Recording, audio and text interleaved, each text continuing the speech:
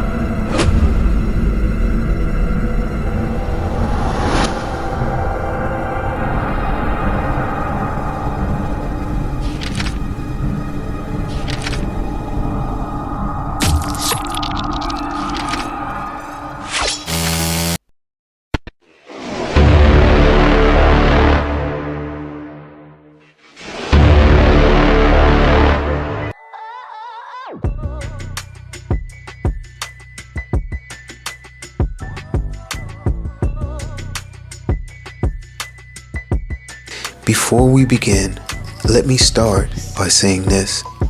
I felt that the supernatural revelations contained in the information that I am about to present to you is so powerful and so important that I had to make this video widely available for all to see. That being said, you'll be able to watch the entire video right here. And please, feel free to share this video and to repost it everywhere. If you have not yet subscribed to my website, apocalypsis321.com, please consider doing so, as your subscriptions and or donations help to ensure that the work done by this ministry to continually expose the malevolent schemes and traps set up by the adversary with the intention to deceive the masses in these end times can continue. So, without further ado, let's get into it. August 4th, 2021 was Obama's 60th birthday, which he celebrated on August 7th with a party at Martha's Vineyard. I'd like to share with you something that I found interesting about Martha's Vineyard as it pertains to the information we are about to discuss, and I think you will find it interesting as well.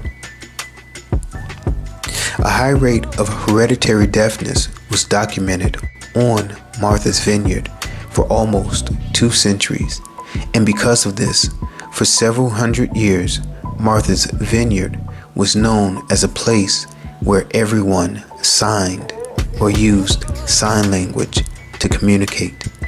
This is extremely relevant to the information I'm about to present to you in this study. Ezekiel 12:2 declares, "Son of man, you are living in a rebellious house. They have eyes to see, but do not see, and ears to hear, but do not hear. For they are a rebellious house."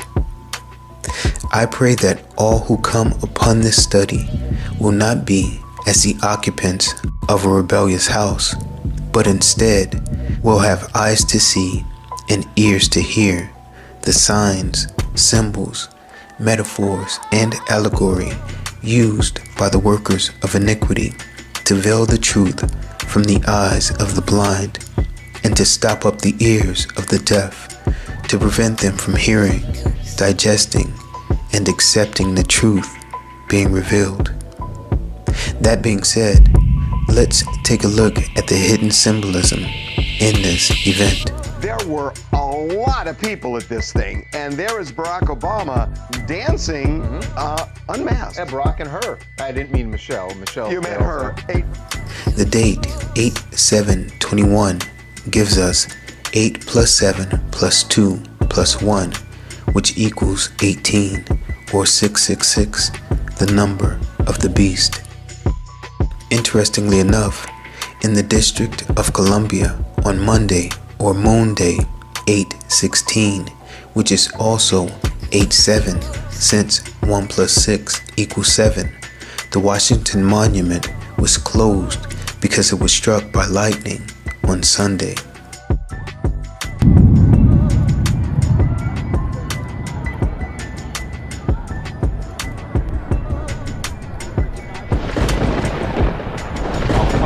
Oh, I missed it! DC also represents direct current, which is the one-directional flow of an electrical charge. If you watched the previous video, you know that DC, the District of Columbia, represents the goddess Columbia. Columbia is the same as Isis, the moon goddess, and Ishtar, the whore of Babylon as well. This goddess was conflated with the Queen of Heaven, the Madonna and Child, by the Catholic Church. We saw a representation of the Virgin in the orchestrated sexual ritual that was the launch of Richard Branson's Virgin Galactic. This was followed up by the subsequent launch of Jeff Bezos' Blue Origin, which was shaped as a phallic symbol. The color blue represented the beast rising from the sea. This satanic ritual was meant to represent Isis, the Queen of Heaven and Virgin whore of Babylon, being impregnated by Osiris's phallus, which she formed through magic so that she could give birth to Horus, the sun god.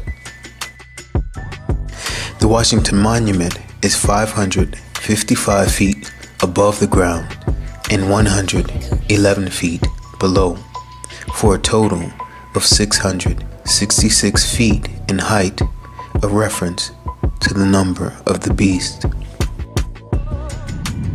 This monument, which is a depiction of Osiris's phallus, was struck by lightning, or Barak, on Sunday, a reference to the sun god Horus, and closed on Monday or Moon Day, a reference to the moon goddess Isis, who is impregnated by Osiris's magic phallus and gives birth to the sun god.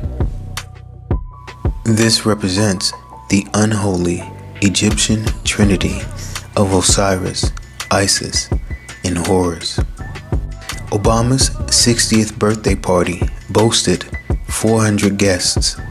The number 60 and 400 becomes 64 when we remove the zeros, and 64 points to human women who gave birth to the Nephilim giants, as found in Genesis 6:4, which declares, "There were giants in the earth in those days, and also after that, when the sons of God came in unto the daughters of men, and they bare children to them, the same became mighty men which were of old, men of renown." Like Rosemary's Baby, Obama is the son of the devil and the human woman who represents Columbia, the Queen of Heaven, the Virgin whore of Babylon, making him a Nephilim giant, and this was his birthday celebration. Obama's guest list included celebrities like Erykah Badu, Jay-Z, and Beyonce. Notice Erykah Badu appears to be using a filter on her cell phone that makes it appear as if lightning bolts are shooting off of Barack and connecting to others in the party. This connects back to the DC or direct current of electricity, as well as the lightning that struck Osiris's penis, which is disguised as the Washington Monument in the District of Columbia. we know that the phrase Barack Obama in Hebrew means lightning from heaven and points to Luke 10:18, when Messiah described Satan as lightning which fell from heaven.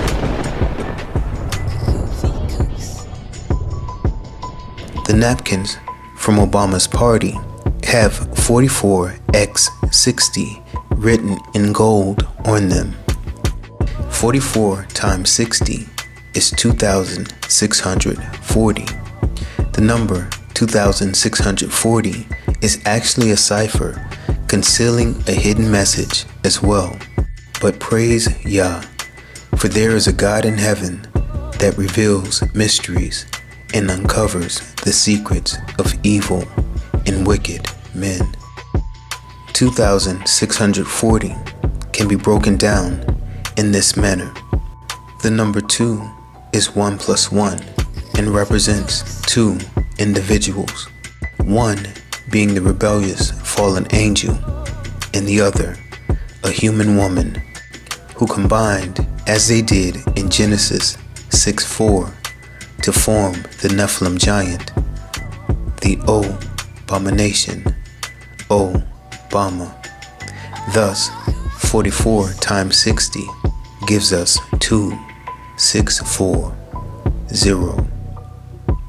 Also, the number 60 represents the golden age, and in alchemy, gold is a symbol of turning man into God. Be still and know that I am God. I will be exalted among the nations. I will be exalted in the earth.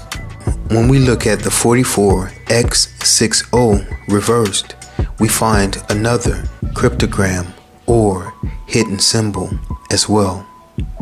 In reverse, 44x60 spells out the Greek letters ODXPP.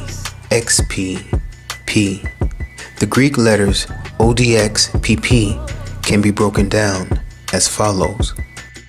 O, or Omicron, is the symbol for the letter O, which represents Obama. D is Delta, the pyramid and symbol for change, which also points to Obama in the winds of change.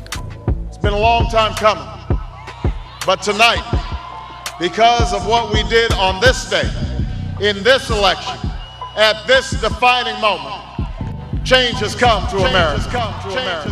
The letter X is pronounced as he in Greek, but Chi in English. In any case, he is the abbreviation for Chicago, and when it is placed together with P, the Greek symbol for rho, gives us the hero, as in superhero, a symbol which is used to represent the Christ. However, in this case, the hero represents the false Christ or Superman, and we know that Obama referred to himself as the Christ and as Superman.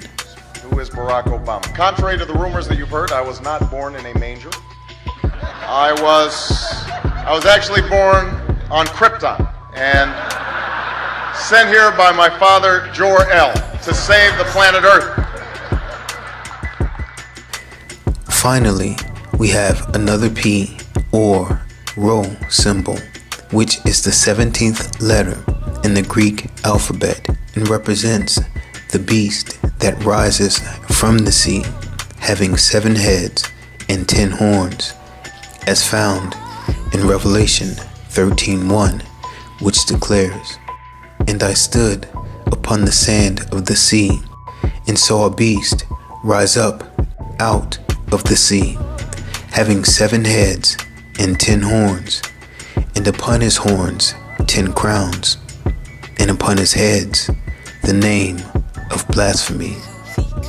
Therefore, through this cryptograph that is found on the pass for Obama's birthday celebration, we are being told that Obama, who represents hope and change and hails from Chicago, will be changed into a god the false Messiah, the beast that rises from the sea, having 7 heads and 10 horns.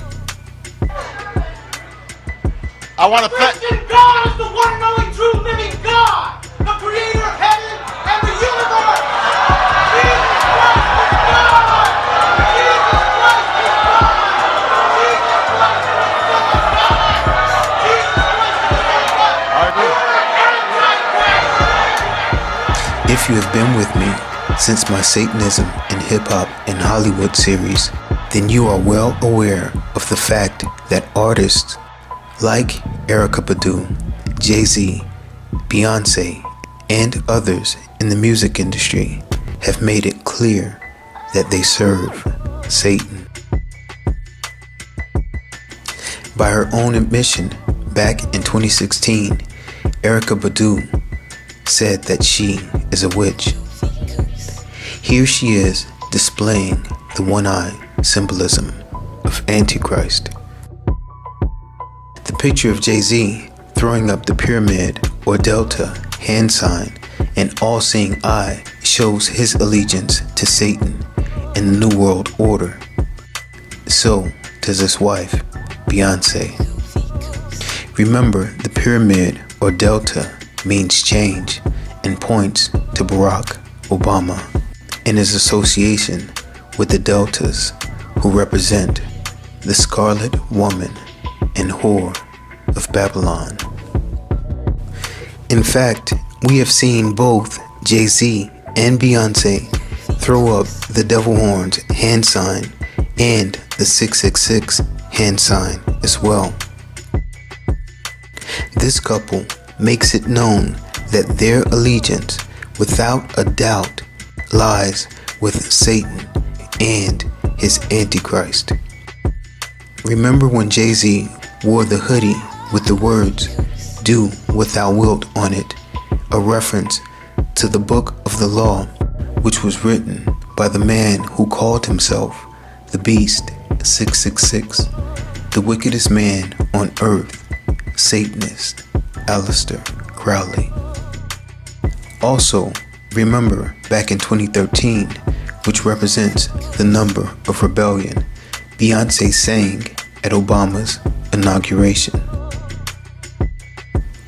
It should be noted that Beyonce also once performed dressed as the Whore of Babylon robot from the 1927 movie Metropolis, a movie that made overt references to Satanism and Moloch.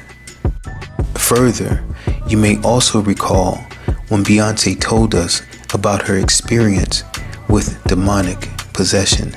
And I remember right before I performed, I raised my hands up, and it was kind of the first time I felt something else come into me, and I knew that was gonna be my coming out night.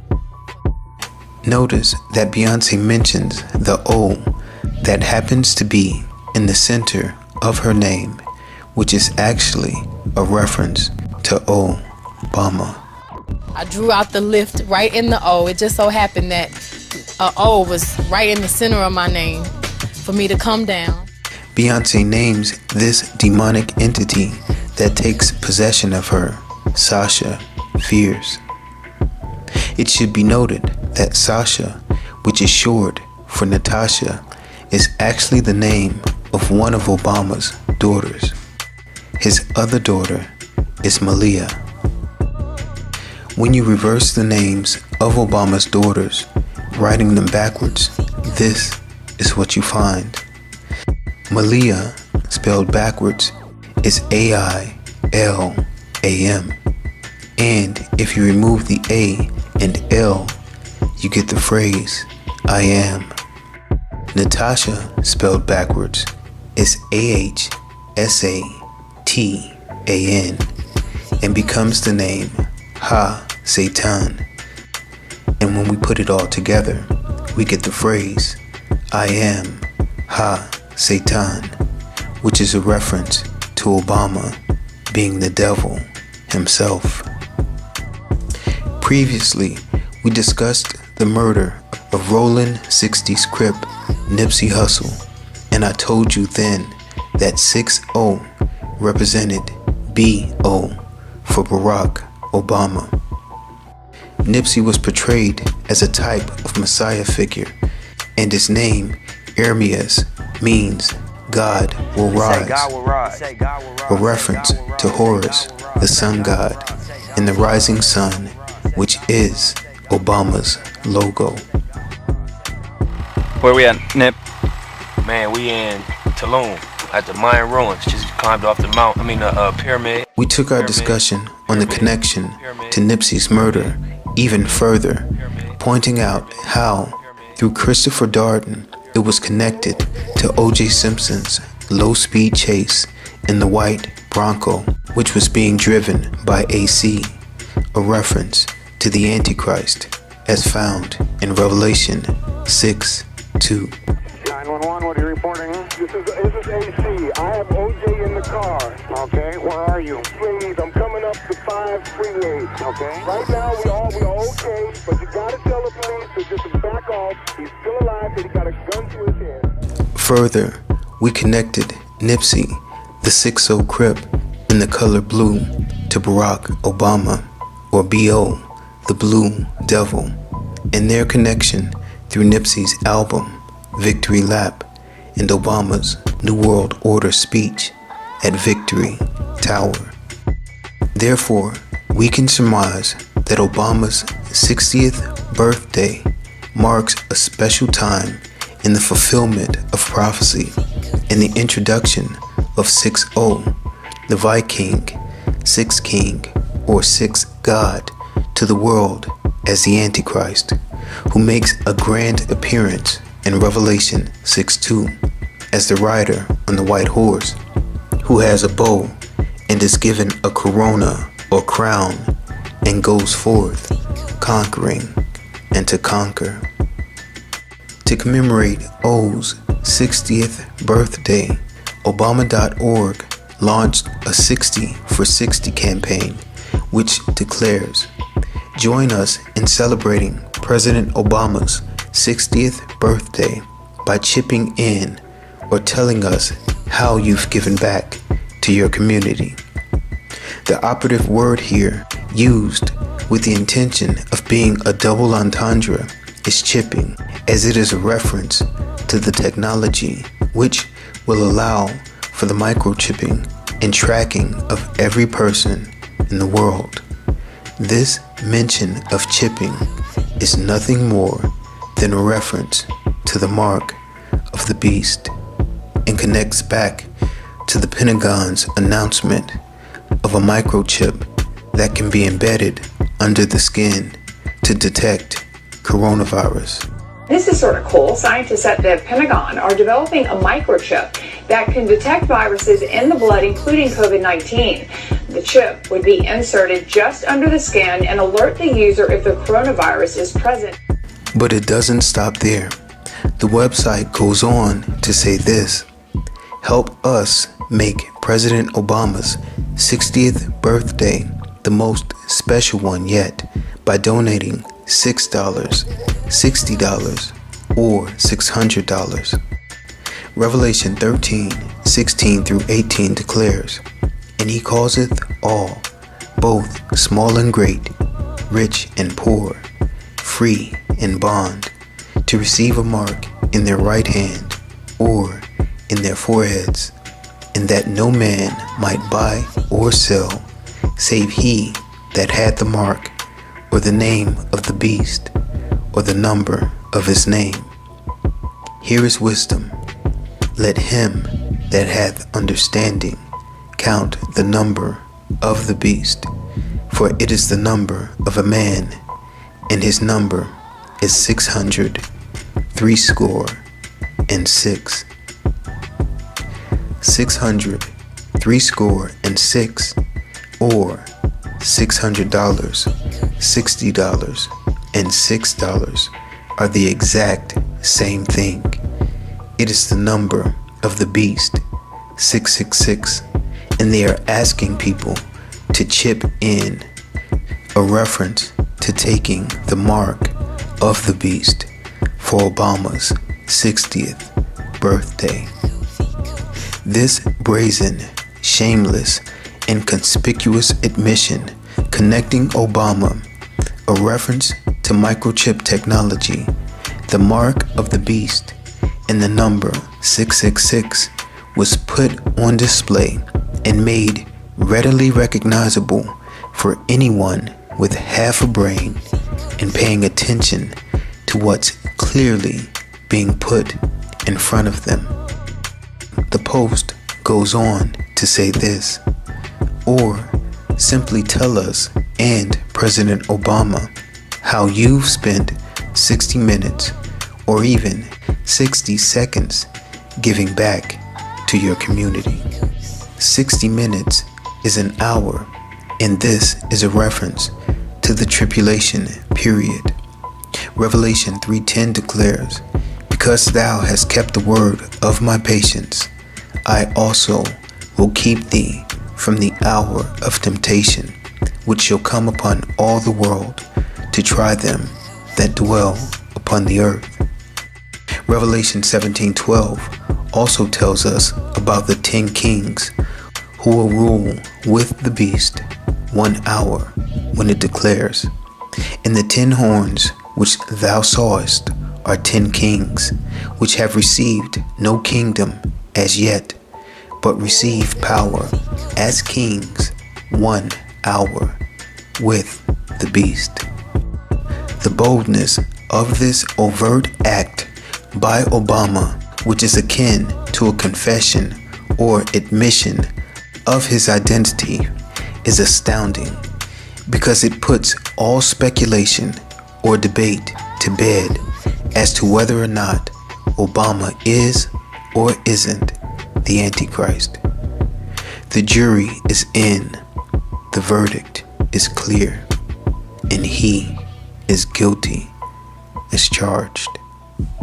If you have not given your life to the Most High by accepting the blood sacrifice of the Paschal Lamb that was shed on the cross as a propitiation for the redemption of sins, the time to do so is now. Amen. Shalom.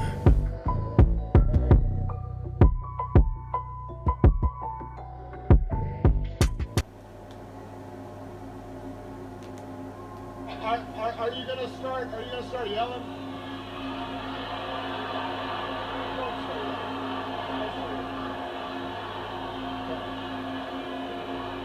Why did you start yelling? Hold on a second, everybody, don't get distracted. Wait, hold up. Hey, young man, just listen for a second. You know, you have to be polite and civil when people are talking, then other people are talking, and then you get a chance to talk. Set up your own rally. A lot of people worked hard for this. Come on, man. This increasing habit of demonizing political opponents, of just yelling,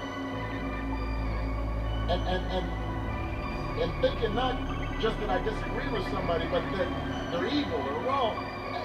That creates a dangerous climate. And when we have politicians and elected officials in leadership positions who continue to promote over-the-top rhetoric, or at least ignore it, or make light of it, even after something like that has happened, when you've got elected officials encouraging supporters to stand outside voting places armed with guns and dressed in tactical gear, more people are going to get hurt.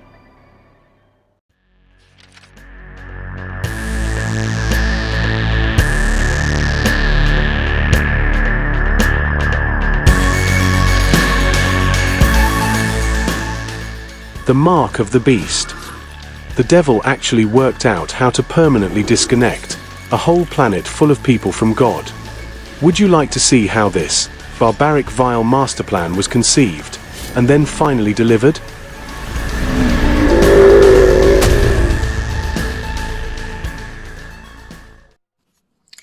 Hi, good afternoon. Today is July 27th of 2021, and I wanted to put this video back on my channel. It was on quite some time ago and was removed. So, without further ado, here it is. The ones with eyes to see will understand what this is truly about. Excuse me, on the left over here, we have individuals who are religious fundamentalists, religious fanatics. And this is the expression, RT-PCR, real-time PCR expression of the BMAT2 gene. Over here, we have individuals. So let me complete. So over here, we have individuals who are not particularly fundamentalist, not particularly religious, and you can see there's a much reduced expression of this particular gene, the BMAT2 gene. Another evidence that supports our hypothesis for the development of this approach. What you see here is by spreading this virus, we're going to eliminate individuals from going on a bomb vest and going into a market and blowing up the market. So our hypothesis is that these are fanatical people, that they have overexpression of the BMAT2 gene, and that by vaccinating them against this, will eliminate this behavior. So we have some very, very remarkable data in this next slide. Here we have two brain scans. These are fMRIs. These are two different individuals with different levels of expression of BMAT2. On top is an individual who's a religious fanatic, an individual, and we've repeated this numerous times, that has high levels of BMAT2. Now, this individual down here who had low levels of the BMAT2 gene, this individual would self-describe as not particularly religious. In each case, these individuals were read a religious text. This individual lit up the right middle frontal gyrus, shown here, and that's a part of the brain that's associated with theory of mind. It's a part of the brain that has to do with intents and beliefs and desires. In contrast, in marked contrast, here's an individual who would not particularly self-describe as religious, and when they're read a religious text, what you see is that this part of the brain called the anterior insula lights up. This is a part of the brain that's associated with disgust or displeasure on hearing something. Are you suggesting I take a CT scan with me when I'm evaluating people to determine whether to put a bullet in their head? So the data that I'm presenting here supports the concept that we're proposing, and I think that we would not propose to do CT scans or fMRIs on individuals out in the hinterlands of Afghanistan. The virus would immunize against this BMAT2 gene, and that would have the effect that you see here, which is it's essentially... I want to hold up. Did you hear what he said? Now this guy down here first asked the question. So are you telling me by us spreading this virus, it's going to, make the people not radical? Now he just said about spreading the virus as well. A fanatic into a normal person. And we think that will have major effects in the Middle East. How would you suggest that this is going to be dispersed? Well, so the present. Okay, just in case you missed it, the guy in the crowd just said, "So how are you going to disperse this? Is it going to be by aerosol? How are they going to spread this virus around to these people, by aerosol?" That's the question. And the tests that we've done so far have used respiratory viruses, such as flu or rhinoviruses, and we believe that that's a satisfactory way to get the exposure of the largest part of the population. Most of us, of course, have been exposed to both of those viruses, and we're quite confident that this will be a very successful approach. Okay, did you hear that? Did you hear that? The way that they're going to get the viruses out is by a respiratory or flu virus. And they're quite convinced that this will be a successful approach on spreading this virus out. What's the name of this proposal? Yeah, so the name of this project is FunVax, which is the vaccine for religious fundamentalism. Do you have a proposal already? The proposal has just been submitted, and I think that the data that I have shown you today would support the development of this project, and we think it has great promise. So, okay. There you go. You know, you as a Christian, the time's coming upon this world. The New World Order is about to be fully implemented, and it has already started to be, and many governments are already proclaiming to have started with the New World Order. There's also going to be the one world religion, and anyone who is a Christian that claims Jesus Christ and stands on the blood of Jesus Christ as the Savior, stands upon the true written word of the Lord, you will be considered a Christian. You will be considered a religious terrorist. Okay? So I hope that you all have eyes to see what is truly going on here. All right? I'm going to put a link to this video in the description box. And I'm also going to put a link to it in my Google photo album. Have a great day. God bless you. God bless your family. God bless your animals.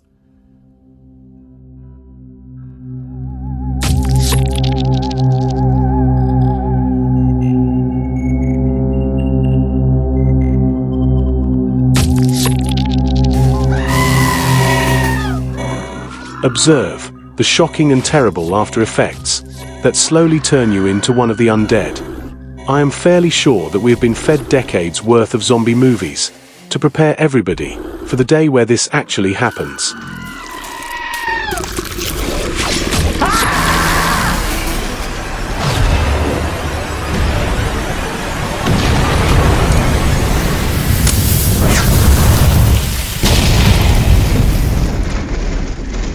Hi guys, this is Ed from The Outer Dark and Esoteric Detective. I've got a video here I thought you guys might be interested in from my other channel, which is The Outer Dark. I cover much darker topics on that channel, but if that's your thing, come out and check out the other channel, which is The Outer Dark, and I hope you guys enjoy the video. Hi guys, this is Ed and welcome to The Outer Dark. Well, as you know, who follow this channel, for the last few days I've been researching the work of DC Hammond. For those of you that haven't seen my previous video, just check out the link in the comments section. But basically, DC Hammond made a famous lecture to a conference on multi-personality disorder in 1992. Regarding a mono-narrative he found in his patients. This led him to the conclusion that a large number of his patients were actually people that suffered from some kind of brainwashing as a child. Now within this, which was a program seeded by Project Paperclip after World War II, when experts in mind control were brought over from the Nazi program and integrated into the United States mind control program, namely the ones we know about like MKUltra. Now, what does this have to do with anything? Well, within his lecture he talked about certain bloodlines of individuals prone to being part of this program. In fact, you had to be the certain type of bloodline. So this led me to the idea that perhaps the bloodline in question might be something called Rh negative. The reason behind this is because the Rh negative blood type in individuals actually is more prone to multiple personality disorder and mental illnesses. So I thought it might be a logical jump to assume that this might be indeed the bloodline they're talking about, which is synonymous with those in power, might actually be the actual blood type, which is Rh negative. Well, stay tuned guys as I bring you 5 reasons they are abducting Rh negative blood types. Number 5. First, some context. What is the Rh negative blood type? Well, all cells have a protein called antigens, and about 85% of the population of the world have the Rh antigen in their blood type. That is, they have an antigen from a monkey called the rhesus monkey. But there is a 15% of the population, concentrated mainly in Europe, which do not have this rhesus monkey gene. That is, out of 600 plus primates, they have no relationship with a common antigen that is shared by the vast majority of the populace. Number 4, so their blood is fundamentally different from the population. In fact, people with Rh negative blood types cannot breed naturally and have children with people with normal blood type, because the Rh negative individual's own bodies will cannibalize the child, that is the fetus, inside the womb. It looks at it as some kind of foreign agent, and the immune system goes into overload and actually works on killing the child. At this moment, no one can really understand how this blood type came about or why it's even on the planet, since it seems quite different than normal blood types. Number 3, many people in the conspiracy field believe that the HIV virus or AIDS is actually man-made, that is created in a laboratory. Now, this is a number of researchers' perspectives, but perhaps the evidence for it will come in just a logical overview in itself. I mean, if AIDS has been around since the 1980s and human history goes back millions of years, then if you looked at the timeline, AIDS came along at the exact same time that we had the technology to create it. The main kind of idea behind the narrative that it was actually created in a lab was the idea that it was some type of bioweapon. Now, why is this interesting? Well, because there's research that indicates that people with the Rh negative blood type are more immune to AIDS than the rest of the population. Now, I should just be clear here. I'm not saying that if you are Rh negative that you cannot get the AIDS virus. I'm just saying that a number of researchers have stated that they believe that there's a possibility, or at least some fragments of research to suggest such. In fact, including this 1996 study that showed that people with the Rh negative antigen in fact had lower cases or a lower possibility of contracting AIDS. But it does make you wonder why this is. This leads many researchers to suspect that AIDS itself was targeted, at least by some entity, as a way to rid the world of the vast majority of the population, while leaving people with the HR negative blood type intact. So that makes you wonder, was the AIDS virus made and designed with this purpose, and why? Number 2, there are many anomalies with the HR blood type, which many researchers say is evidence that the blood type is actually a foreign agent within the actual population that is designed, because people with the Rh blood type seem like they cannot cope with living on our planet. The reasoning behind this is many people with the HR blood type, as I noted previous, suffer from heavy mental illness, multiple personality disorder, increased stress, depression, and these are far higher rates than the rest of the normal populace. They also are allergic to many foods that the rest of us don't have any problem with, as if they weren't designed to cope with the type of food systems that we actually have. That is, evolved the actual genes over time to digest with these things like wheat or eggs or dairy. Note that there are a number of other differences that people in the Rh negative circle, at least the groups, have outlined, and that's extra vertebrae, the fact that 70% of people that are Rh negative never grow wisdom teeth, the fact that they have a lower blood pressure, and a number of researchers also claim that they have a higher IQ. But the very weird thing about this, and the thing that stood out to me, isn't any of this information. The fact that I found really weird is that there's hardly any formal academic investigation into any of this, which to me seems like almost a blackout, as if there's a purpose to not investigating this and not looking into this any further. This was the most strangest thing I found out of the whole entire affair. I mean, if something's so odd, and you have these these group of people which in effect have a different type lineage, that is, they don't have any connection to the rhesus monkey or any kind of connection to any primate at all, then I think that this would be an intensive realm of investigation. In fact, there is absolutely nothing out there.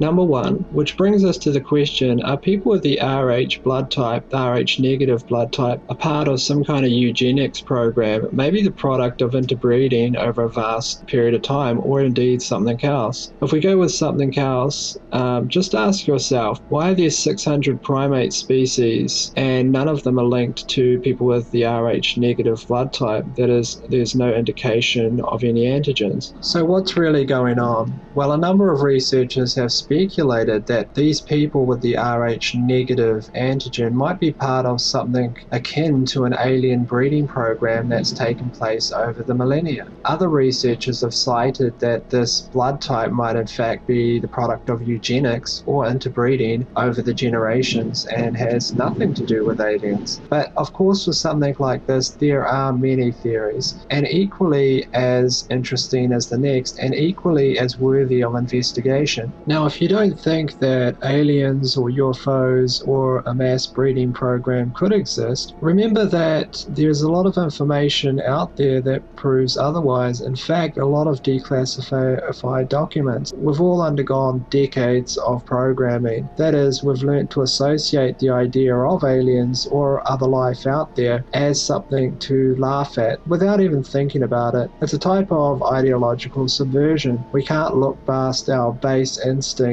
to actually not treat the subject seriously. So let me ask you this, if there really was an alien agenda, highly sophisticated, that had infiltrated the government at all tiers, don't you think that one observant fact of that operation would be the inability of the people within inside it, the common people, to even question the idea of it actually existing? In fact, a kind of mass salient psychological wall which you can't even penetrate. Anyway, it's something to think about. I'm not saying that that is happening, I'm just saying it's interesting, and at the end of the day, you have to go out and research it for yourself and form your own conclusions. It either could be some strange coordinated pattern of alien agenda and military, both, or it could be singular, or it could be something else entirely. I just don't have the answers. But one thing is, I'll keep on looking, and if anything comes up, I will definitely make a video on it. In the meantime, guys, this is Ed from the Outer Dark, and if you like the video, please do give it a thumbs up. Also, let me know what you think in the comments section. And until next time, guys, I'll see you later.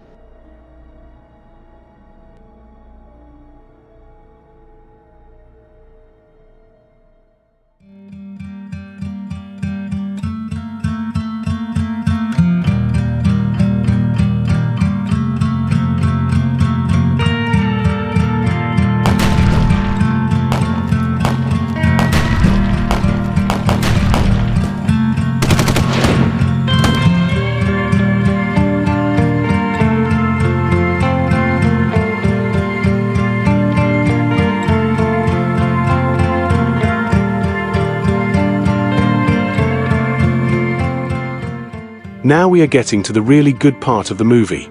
The part of the movie where you really do question absolutely everything that you have even been told. We have discussed the identity of the devil in the greatest of detail all throughout this movie, and I would probably be correct in saying that you are very shocked at what you have seen here today, right? But I have something even more disturbing that I would like to show you next. These are indisputable facts, and not conjecture. The devil is actually responsible for changing our current historical timeline. I know, right? You are thinking this guy is completely nuts, and that you have heard just about enough of all this nonsense. I can also see you rolling your eyes back mockingly, while laughing to yourself. However, like everything else in this crazy movie, you're going to be in for yet another complete shock. There are actually a number of particle accelerators situated all around this planet, normally concealed deep underground, but there is one incredible particle accelerator that is of particular interest, and that happens to be CERN in Geneva, Switzerland. What you are about to see next is not something that is up for debate either, just like the rest of the intelligence presented here in this movie. This has actually happened, and I have been sat on documented evidence and proof of these truths for the past 11 years now. Truths that are totally self-evident, while also being completely undeniable. So forget about any CGI, or even AI, because this stuff is as real as it gets, and can also be backed up with metadata.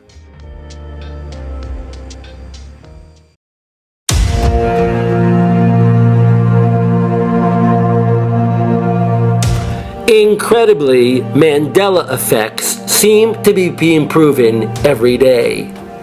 Most recently, Sally Field, or Sally Fields, as many people remember her name being, came forward in an interview coming off of her latest movie, My Name is Doris. It's getting a lot of Oscar buzz. But ironically, everyone seems to remember her for that famous line she uttered during the 1985 Academy Awards, "You like me." And I can't deny the fact that you like me right now. You like me. And I can't deny the fact that you like me right now. You like me. Right now, you like me. But amazingly, it's not that line people remember. I guess this means you like me. You really like me. People are sure by the millions she said, "You like me. You really, really like me." And there's so much evidence to support this coming out these days that I don't think anybody, even Sally Fields, could deny, or Sally Field could deny, that at one time in a timeline that many of us remember, she was Sally Fields, and the line she uttered at the 1985 Academy Awards was, "You like me. You really, really like me." Let's take a look at some of the evidence. First of all, there are countless parodies where people have uttered this line as they surely remember it, "You like me, you really, really like me," or some very close variation of that. I guess this means you like me. You really like me. You like me. You really like me. You like me. You really like me. You like me. You really like me. You like me. You really like me. You like me. You really like me. You like me. You really like me. You like me. You really like me. You like me. You really like me. You like me. You really like me. You like me. You really like me. You like me. You really like me. You like me. You really like me. As a friend. You like me. You really like me. You like me. You really like me. You love me. You really love me. Like as Sally Field said, you really like me. You really like us. It is a great day, and you like me. You really like me. Please stop that. We love you. Me. You really like me. Never gets old. Sort of does. And then there are some really definite proofs. First of all, for her name being Sally Fields, Johnny Carson, who never really made mistakes like this ever, on record that we know of, introduced her as Sally Fields a long time ago. A couple months later was, I think, Sally Fields came on the show. A couple months later was, I think, Sally Fields came on the show. A couple months later was, I think, Sally Fields came on the show. Something seems to have happened. There are even newspaper articles clearly indicating her name was Sally Fields at one time.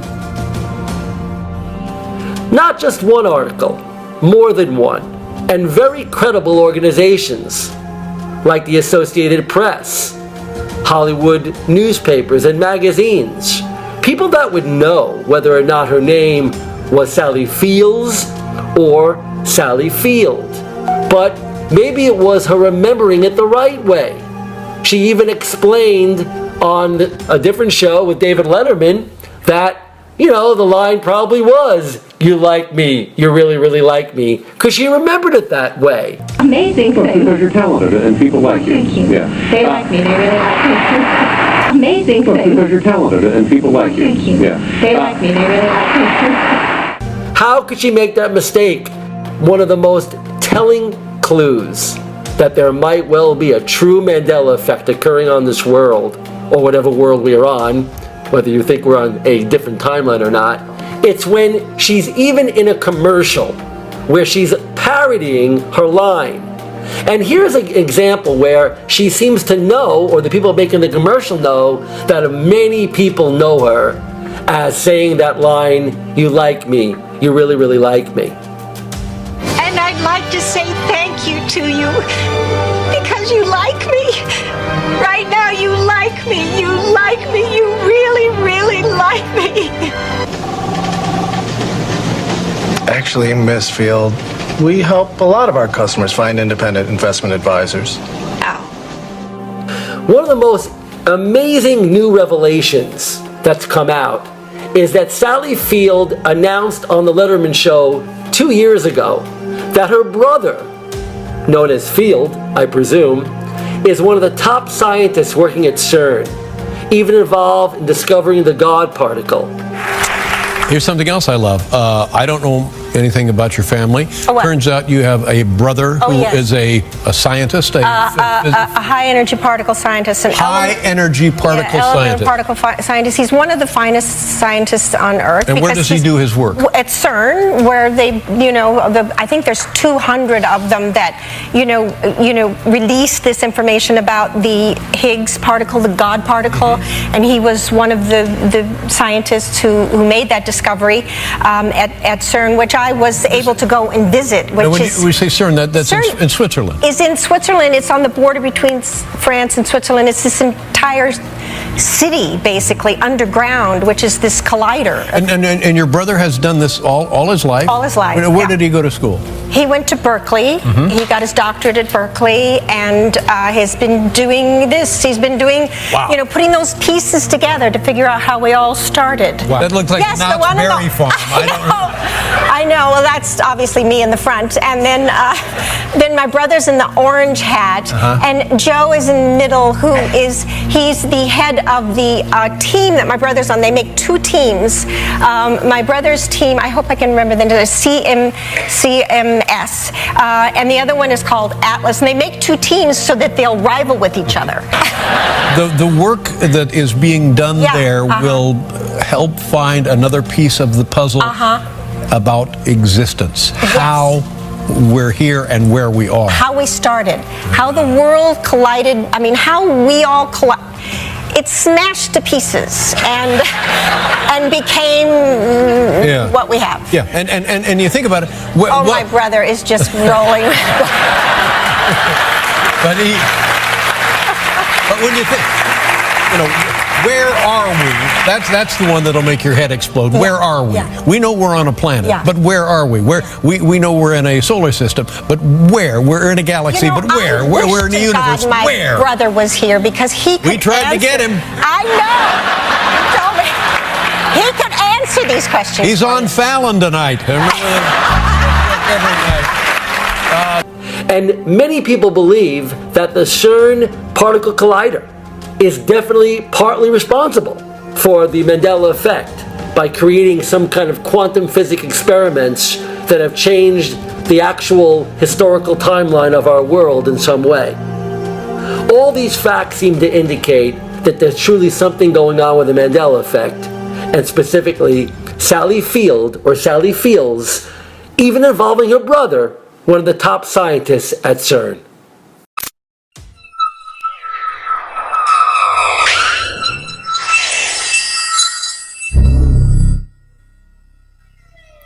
Hi, this is Ed and welcome to Esoteric Detective. I'm joined here by Bob today and he's going to share an interesting Mandela effect with us. He's the director of I Shot JFK, The Shocking Truth, and welcome Bob. And so what's the Mandela effect? Well, Ed, when all this started to break with the Mandela effect, I was studying it like everybody else. And for me, it really was only a matter of like the last 3-4 months. I didn't really come across the Mandela effect at all until about maybe, I would say, like I said, 3-4 months ago. And I had found the Mandela effect mainly from discovering Esoteric Detective channel, thinking it was great, wanted to think about contributing to it right off the bat.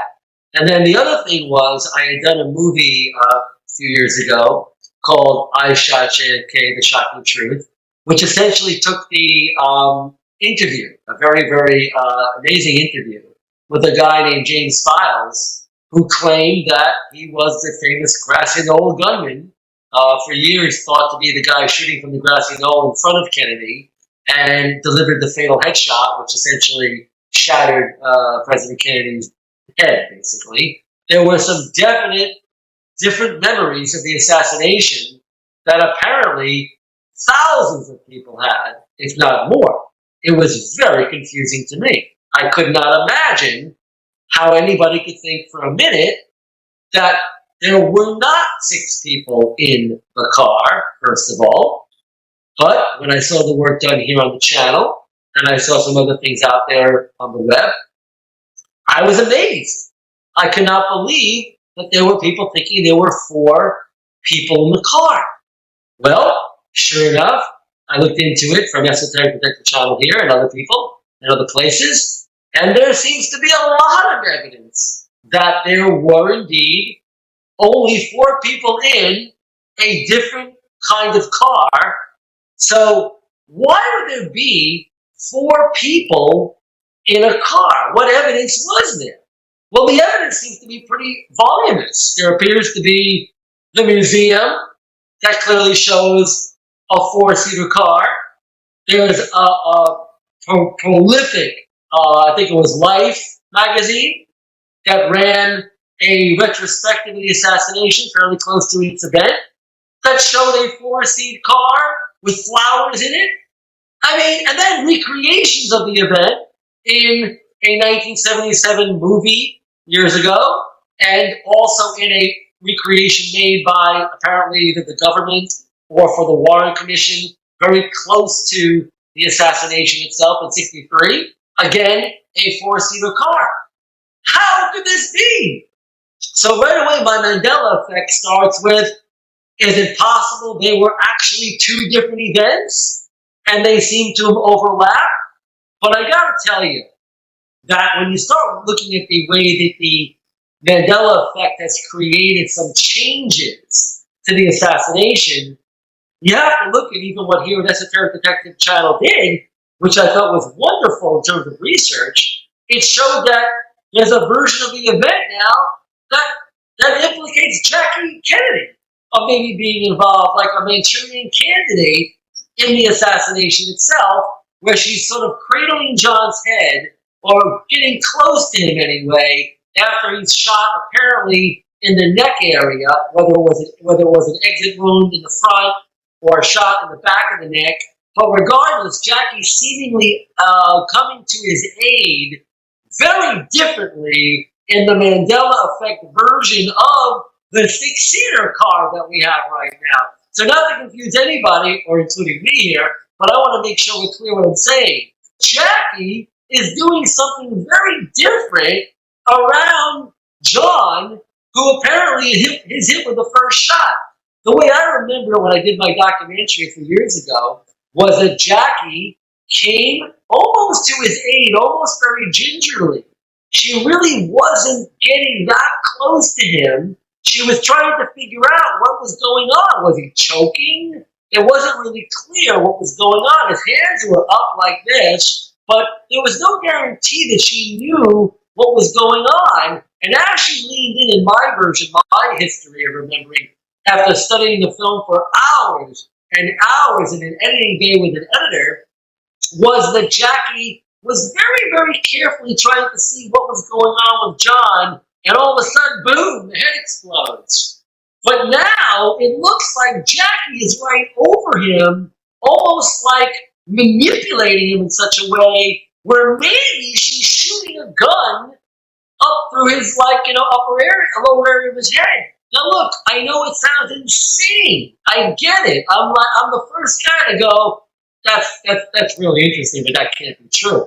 But the more I look at it, I must say, there is something going on with Jackie, the way she's grabbing something from one hand, putting it in the other hand. I just had a question, Bob. So, just making this clear, you're an expert on the JFK assassination, and to you, when you look at the film, it doesn't seem to match your recollection.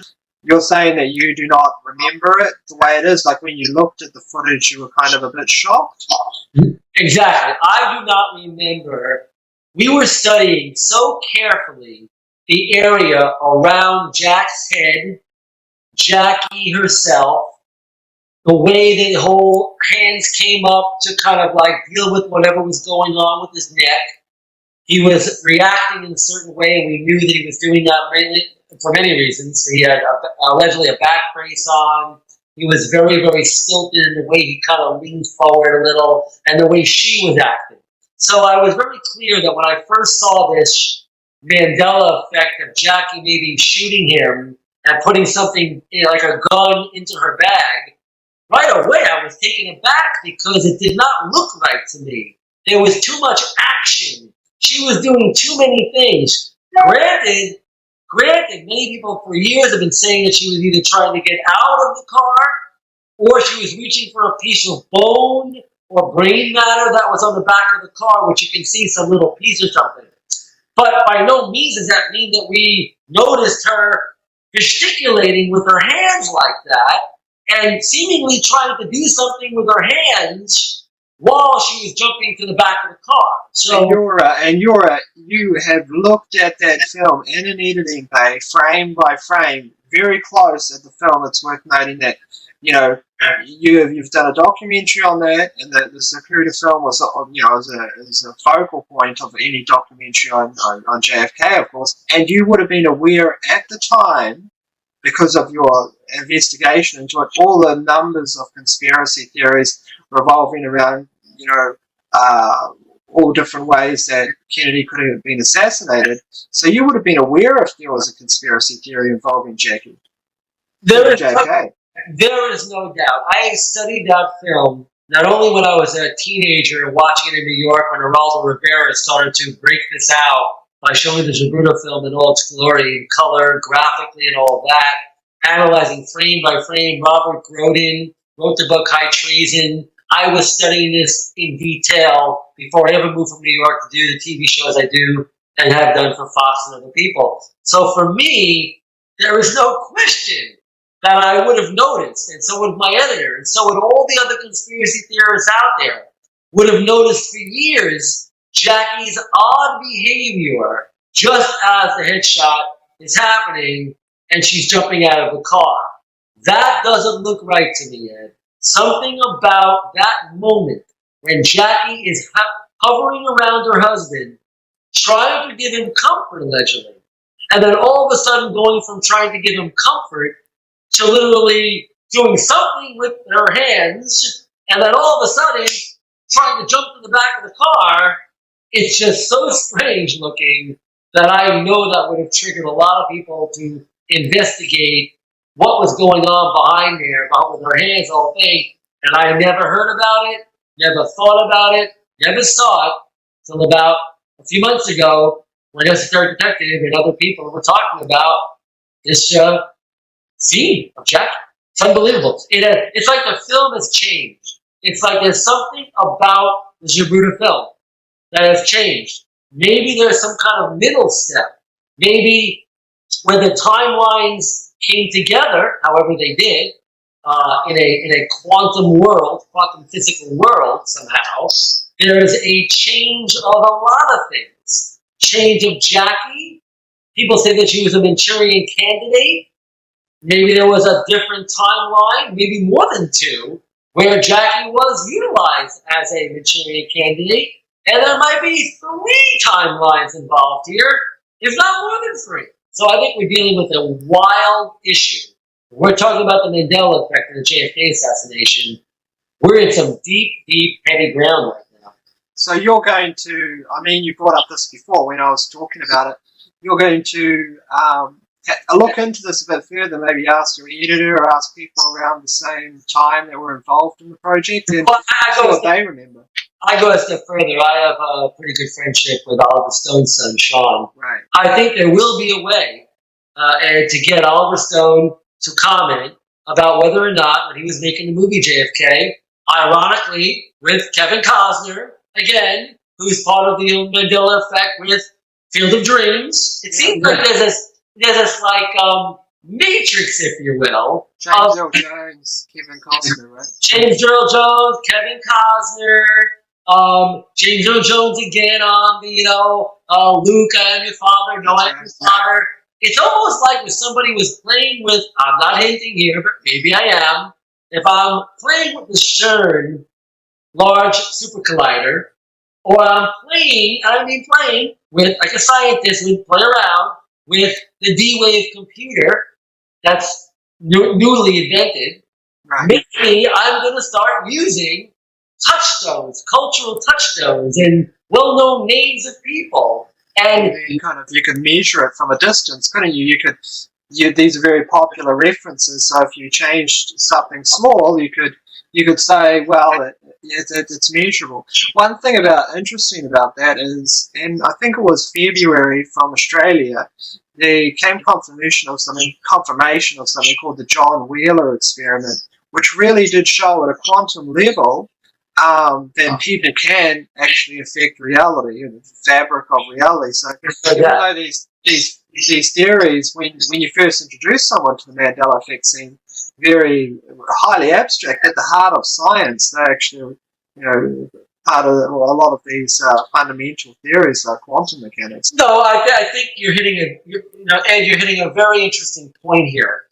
There does appear to be some kind of quantum effect that has occurred, and we found out in quantum physics now. We're very clear about this as a society, as a human race, really, that matter, as we know matter, and reality, as we know reality, exists as a possibility, a probability, until consciousness, there's a little debate about this, but until consciousness decides to measure that reality. And that's very important that people understand what we're saying. That in quantum physics, as it relates to the Mandela effect, it is quite possible that scientists using either the D-Wave computer or the CERN Large Collider or anything like that, they've come up with ways now, apparently, to alter the association between probability and actuality. So that if you could find a way to punch into a different parallel universe, you might be able to find the other probability or possibility where a writer of a movie decided to go with, if you build it, he will come. Maybe that was a rough draft. Maybe it wasn't even going to be the movie version. Maybe it was going to be a different way to express the same movie theme, but a different way. And somehow, even though no one ever shot he, it became he. And he was just a maybe. It wasn't going to be he. It was just something, the writer was kicking around on one of the timelines and one of the parallel Earths that we're talking about. So I know it sounds mind-boggling to people to think, oh my God, there are more than one parallel universe or more than one parallel Earth. Well, they believe in science today there's more truth to this than maybe we realize. In the quantum studies, they found that you could have two particles, but it's one particle, but it's in two different places. And this particle only goes to one space when an observer, in this case a human being, focuses on it, and then it goes to one spot. It's hard to understand what we're saying, but if you really think about it, quantum physics has proven that we do not exist in a reality until a consciousness decides to observe it. So the Mandela effect of JFK has so many layers. Unreal. Well, on that note, Bob, I think we'll continue the investigation, and you'll keep us updated in following episodes. And that was a very interesting Mandela effect. I'd say that would be quite shocking for a lot of people. We're going to follow up on it, and people should be tuning in for that. Subscribe. If you haven't already, make sure to subscribe. And as always, that's Bob, and this is Ed here. And until next time, guys. See you later.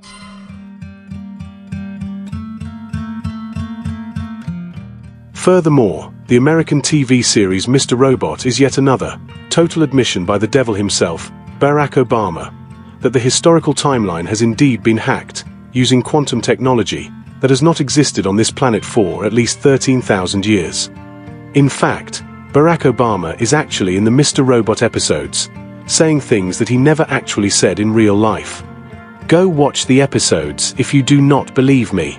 The plot of Mr. Robot itself is actually about the Chinese altering the timeline with a particle accelerator. You could not make this kind of stuff up. Seriously, once you begin to learn about all of this stuff, your mind will be totally blown, but in the best way possible, of course.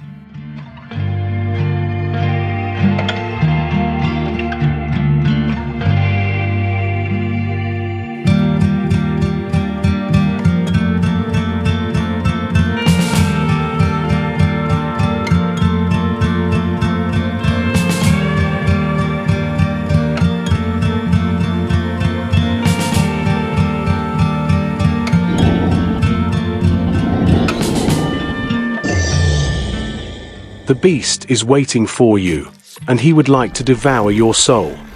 Please do not let this happen. Share, copy and download this video worldwide, so we can all shine a huge big light on these vile satanic criminals.